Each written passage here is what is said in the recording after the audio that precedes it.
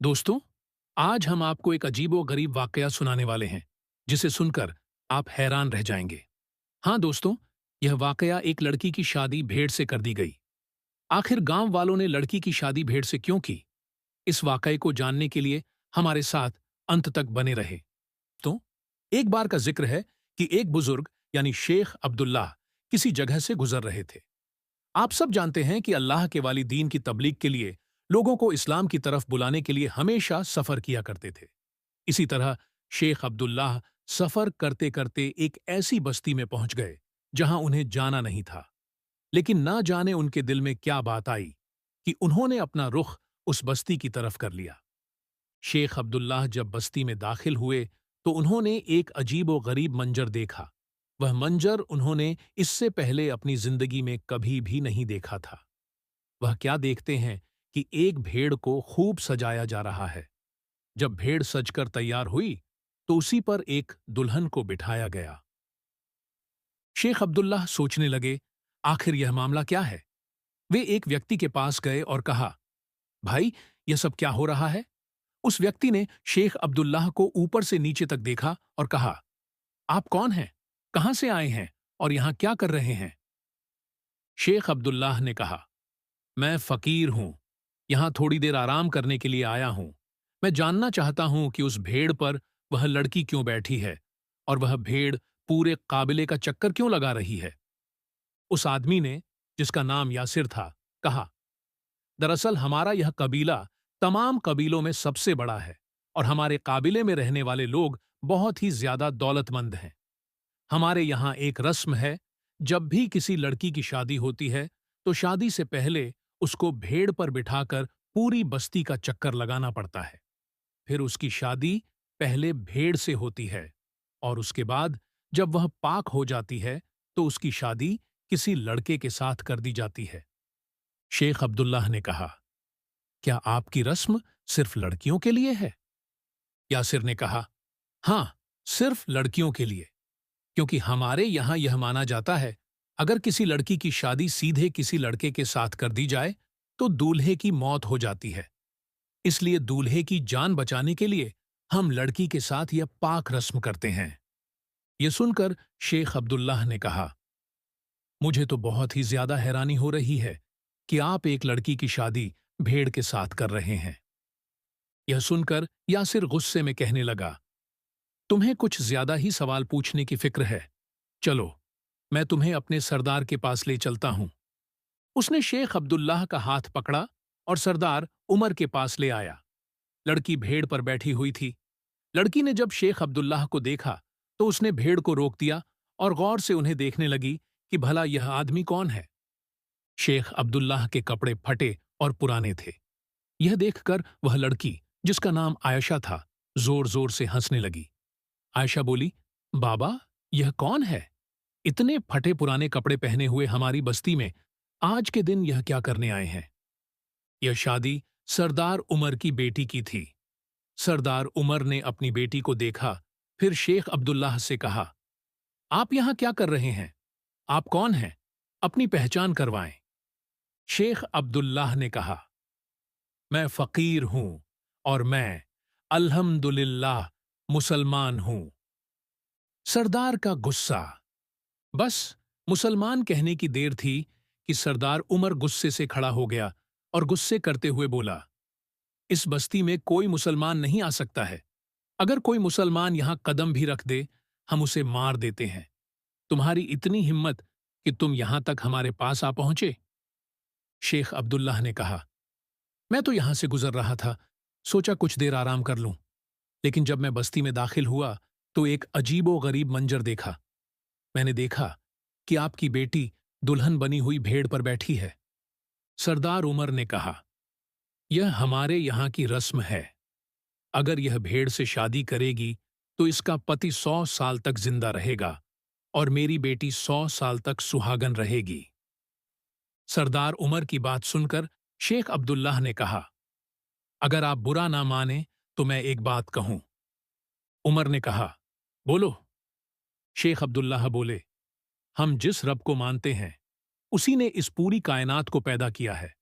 वह एक है, वाहिद है और जिंदगी और मौत उसी के इख्तियार में है। हर शख्स अपनी एक उम्र लेकर आया है। कोई लंबी जिंदगी पाता है तो कोई कम उम्र ही में इस दुनिया से चला जाता है। यह कुदरत का कानून है। और आप अपनी बेटी की शादी एक भेड़ से करके कैसे इसके शौहर की जिंदगी को लंबा कर सकते हैं? इतने में आयशा बोली, बरसों से यह रस्म हमारे काबिले में चली आ रही है और हम सब लड़कियां इस रस्म को मानती हैं। शेख अब्दुल्लाह ने कहा, यह तुम लोगों का वहम है।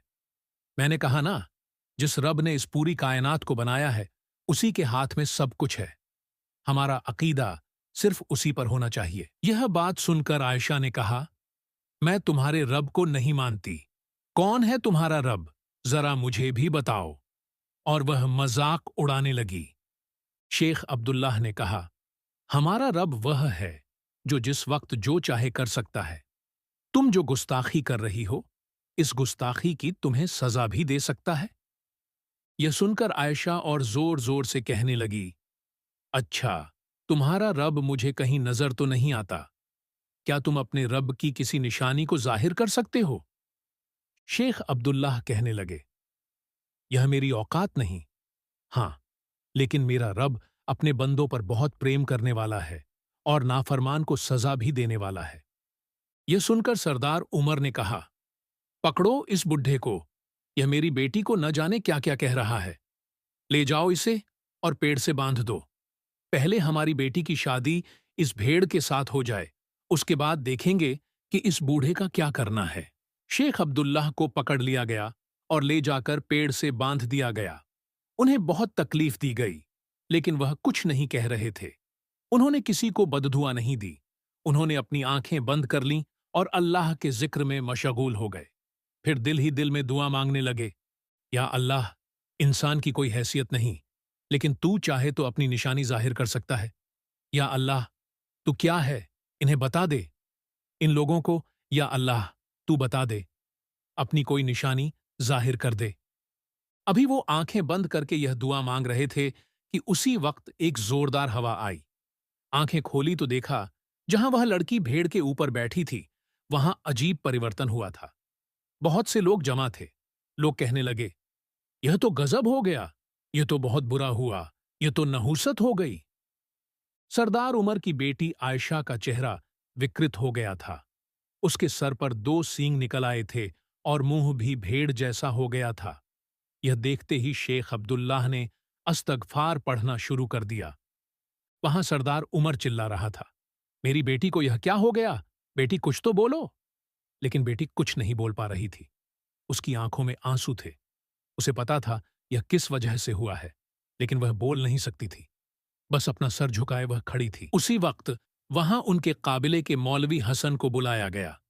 जब उन्हें सारी बात बताई गई तो उन्होंने कहा, लगता है यह सब उस फकीर का दिल दुखाने की वजह से हुआ है। काबिले के सरदार उमर ने कहा, आप यह कैसे कह सकते हैं? मौलवी हसन बोले, क्योंकि मैंने अपनी किताबों में यह पढ़ा है कि किसी फकीर का दिल दुखाने से अजाब आता है। वह जरूर कोई पहुंचा हुआ बुजुर्ग है और तुम लोगों ने उसका दिल दुखाया है।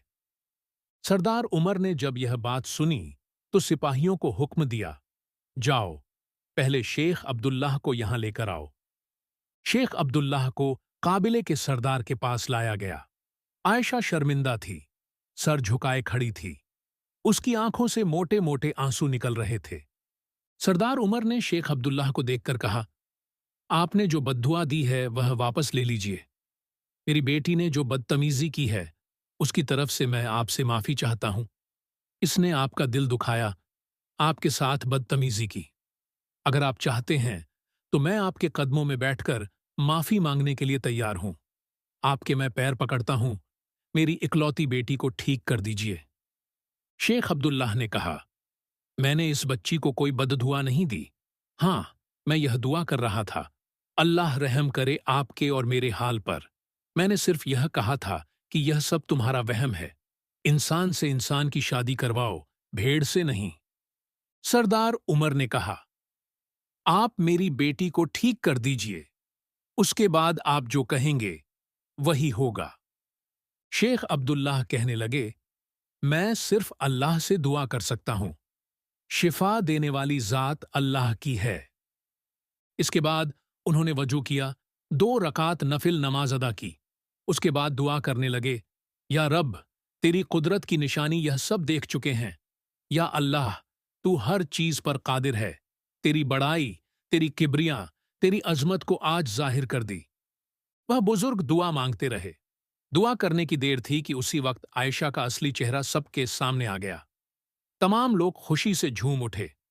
سردار عمر نے اپنی بیٹی کو پیار سے گلے لگا لیا اور شیخ عبداللہ کے پاس آ کر کہنے لگے، آج آپ کی وجہ سے میری بیٹی ٹھیک ہو گئی۔ میں چاہتا ہوں کہ آپ کے ہاتھ مبارک پر میں مسلمان ہو جاؤں اور میرے ساتھ میری پوری بستی مسلمان ہو جائے۔ وہ لڑکی جس کی شادی پہلے بھیڑ سے ہو رہی تھی، اب باقاعدہ اس کا نکاح ایک مرد کے ساتھ ہوا، یعنی کہ انسان کے ساتھ کرایا گیا۔ عائشہ نے شیخ عبداللہ کے پاس آ کر معافی مانگی اور کہا، میں نے آپ کی شان میں جو گستاخی کی ہے، میں اس کے لیے شرمندہ ہوں۔ آپ مجھے معاف کر دیجئے۔ شیخ عبداللہ نے پوری بستی کو اسلامی تعلیم دی۔ نماز کس طرح سے پڑھی جاتی ہے، وضو کیسے کیا جاتا ہے، قرآن مجید کی تلاوت کیسے کی جاتی ہے، یہ سب کچھ انہوں نے سمجھایا۔ اس طرح وہ پورے 1 مہینے اس بستی میں رہے اور وہاں دین کی تبلیغ کرتے رہے۔ دوستوں، امید کرتے ہیں کہ آج کی ہماری یہ کہانی آپ کو ضرور پسند آئی ہوگی۔ ہم نے دیکھا کہ اللہ کے والی کے قدم اگر کہیں نحوست والی جگہ پر پڑ جائے، اللہ تعالیٰ اس جگہ کو بھی برکت والی بنا دیتا ہے۔